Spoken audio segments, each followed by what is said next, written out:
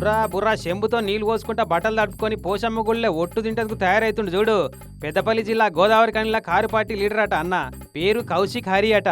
మరి కౌశిక్ అన్న పేరున్నోళ్ళంతా గిట్టనే ఉంటారో ఏమో గాని మొన్న నడమ అక్కడి ఇటుక బట్టీలకు అనుమతులు లేకుండా అక్రమంగా మట్టి కొట్టుకపోతున్నారు కొందరు అని పబ్లిక్ ముంగట అంటే గాలి మాటలు మాట్లాడకు, నీకు దమ్ముంటే తడి బట్టలతోని గోదావరి కని చౌరత్తాలున్న పోషమ్మ తల్లి గుళ్ళే ఒట్టు తిను అని సవాల్ ఇసిరిండట. ఆ ఇటుక బట్టీలకు మట్టిని కొంటబోతున్న వెంకటేష్ అనట ఆయన.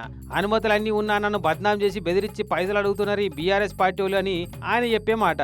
అయితే సూడిగా నువ్వు దొంగవో నేను దొంగవో అయ్యాల తేలిపోవాలని నువ్వు అన్నావు కదా తడి బట్టలతో పోవాలని, చలో అని చెప్పి అక్కడి మాజీ ఎమ్మెల్యే గోరికంటి చందర్ సార్ను ఇంటేసుకొని వచ్చి తడి బట్టల ఒట్టు తిన్నాడు ఇట్లా.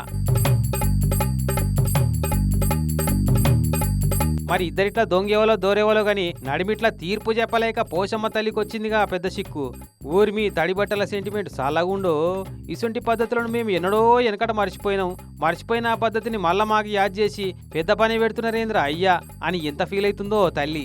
అయినా అనుమతులు ఎన్ని ట్రిప్పులకు ఉన్నాయి, ఎన్ని ట్రిప్పులు పోతున్నాయనే ముచ్చట కనిపెట్టాలంటే సీసీ కెమెరాలు ఉండాలి, పర్మిషన్ కాగితాలు చూడాలి. గాని గిట్లా పోషమ్మ తల్లిని పరిచయం చేసుడేందో వీళ్ళ రాజకీయాలు సలగుండో.